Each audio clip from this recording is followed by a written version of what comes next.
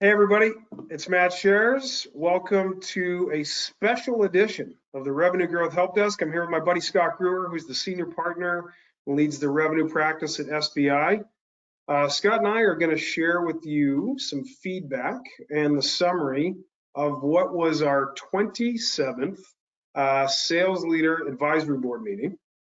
And what this is we bring together what we believe to be some of the world's leading accelerators when it comes to revenue growth that occupy the role of Chief Revenue Officer or Chief Commercial Officer.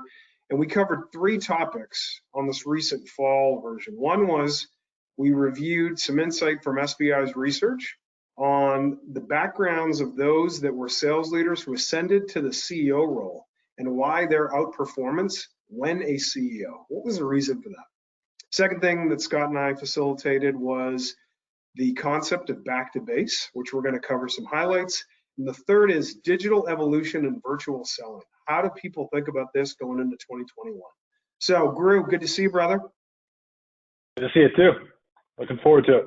Yeah, man. So, Scott, I guess the first place to start, and many would think that we were leading the witness because Kyle Bushy, who's one of our long-term executive consultants who did a nice tour of duty in the Research Institute, he set out about 18 months ago to really answer a question around why CEOs who have a sales background were outperforming those who did not.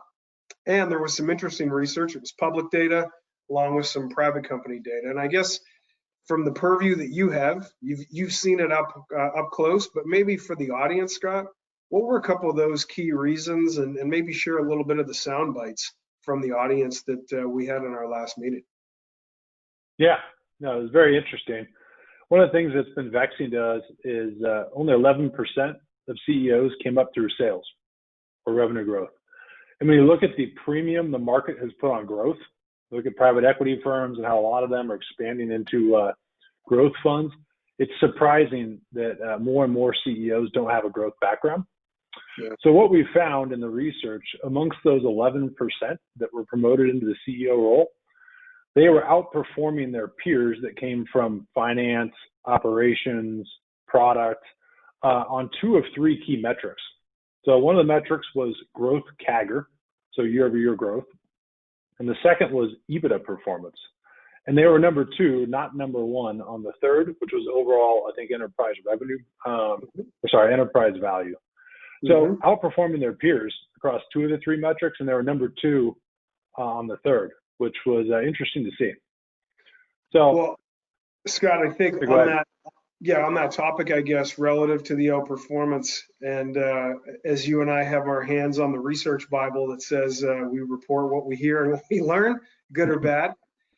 You know, we were fortunate to feature Dan Streetman, who to us certainly embodies, the CEO of the future. Dan's got a commercial background, leading one of the largest privately held software companies in the world. And Dan said a couple interesting things I'd like your feedback on. One was he felt the proximity to the customer and sort of this outward in view of what customers need, especially if you're running a product company, was one area of it. And then the second thing was this ability to make decisions with not perfect data, because we both know from our time in sales, oftentimes you got to go with what you've got, but you're also driving off a dashboard culture of forecasts and pipelines. So thoughts on that from what the group had to say? Yeah, I mean, I think especially on the first one around being close to the customer and really market relevant, especially in the last few months with the pandemic, this has become so much more important, right? Yeah. Being close and agile with the customer and being outward in, as we would call it, and super close to the market versus, fall in love with your own ideas, which we all do at times. Really important. And I think in sales leadership, you learn that quickly. And that dovetails into your second point around using data to make decisions. And not only being able to use the data to make decisions, being able to pull the thread all the way through and make informed decisions and equipping your team to do so. I mean, one of the beautiful things about being a sales leader is there's data everywhere, right? You can't hide. At the same time, you have to get good at using it and knowing when to use it and how to use it with your team. Versus some other functions can be a little squishier at times. and harder to drive data that is actionable on a daily basis. So then, Gru, I guess moving to the second topic. So for those that are listening and watching, you can get a full copy of the research, all the insights. Scott just gave you the tips of the waves, but this is a preview. So Scott, the second topic that we spent time, which has been the most common asked question that we've received, it comes across in a variety of ways into the Revenue Growth Help Desk, which is around back to base.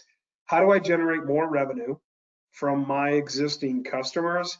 How do I think about my coverage model? How do I think about shifting enterprise reps? There's this whole thing around back to base. That was a hot topic. Why don't you share a couple of the key learnings that we had from listening to the group as people are thinking about heading into 2021 relative to their own plans?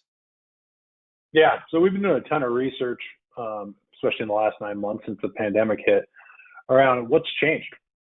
And this has been a big topic, and that new logos have slowed down, and it's market driven, especially in the technology space. And that's forced people to look at how they're going back to their customer base and driving more revenue through cross-sell, upsell, retention, and other types of motions.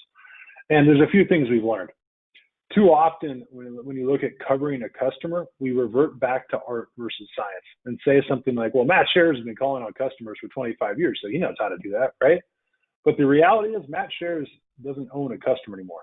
Marketing is involved, customer success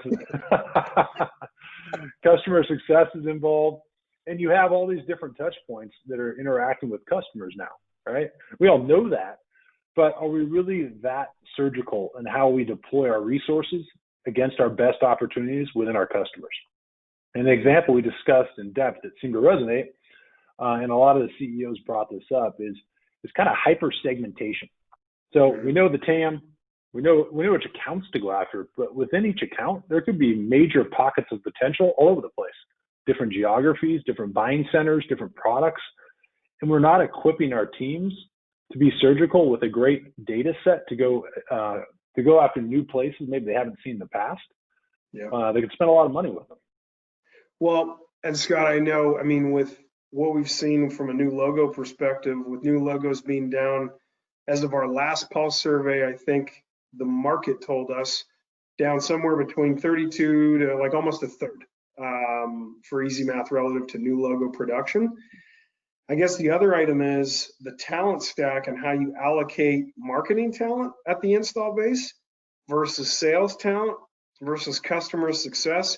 And we're seeing those market leaders take much more of a commercial engine, taking those three together versus going, Scott, you're an enterprise rep, you own the top 3 accounts, and you're on a plane 50% of the time, so you can't actually be on a planning call. And that was always people's excuse for not being able to look at data, look at an account plan, and drive it. And What we heard from the sales leaders was something different. So maybe before we jump off this topic, maybe just share a little bit more on this concept of account planning before we move to virtual.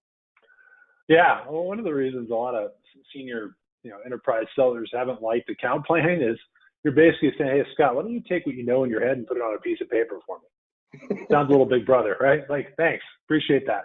That's valuable. So instead, how about we provide them with some data that helps them be more targeted on who to go after, market data, account level data, buying center level data, and then also pricing and packaging and market data, so I can be super smart and make the right decision for my customer when I need to, when I'm in front of them. And account planning is done as a team. To your point, there's a lot of people involved. We could be product specialists, marketing, customer success, all these different folks that come together. And we know in enterprise sales, especially, big deals never get done by one person. Yeah. It's a team approach. So we need to get smarter around how we do account planning, and we need to provide our teams with the data to do it more effectively. Yeah. Well, and I think so for those watching or listening to Scott's point, relative to thinking about your back to base strategy, if you're not looking at the motions by each one of your roles that are client facing or prospect facing, if you will, obviously that has to be done because everything has changed since March 15th in terms of how customers are consuming your information. Yes, people have more time and they can be on more calls. However, we're seeing the demands of what people expect on the customer side, regardless of industry, going up. which I guess, Scott, leads me to the last big item we spent time on, which is this whole concept of virtual selling, which is like a catch-all for everything that isn't getting on a Delta flight and going to dinner at Smith & Walensky. So maybe talk a little bit about virtual selling and even what we've learned over the last 9 months and how we're seeing accelerators prepare their teams for that for 21. Yeah, we're seeing a shift now from virtual selling in April was, oh crap, we just had all our field sellers and now they're not field sellers. What do we do? Right? So it was a forced virtual selling and very reactive. Now people are saying, okay, how has this changed the way we do business in 2021, 2022 and beyond? And will it come back? Yeah. It being field selling. The reality is, even if it in field selling does come back, everything's changed. Yeah. And when you think vertically between field versus inside sales, that's one little piece of virtual selling. But you need to think around all the customer touch points and how they want to be served and how it's changed as the buyer behaviors change over the last few months, which it has drastically. And things like, should my website change? Should our content strategy change? Should the way we use marketing change? Should our customer success motion change? And the reality is, you need to think horizontally because all of that has changed, whether or not we go back to field sales or not.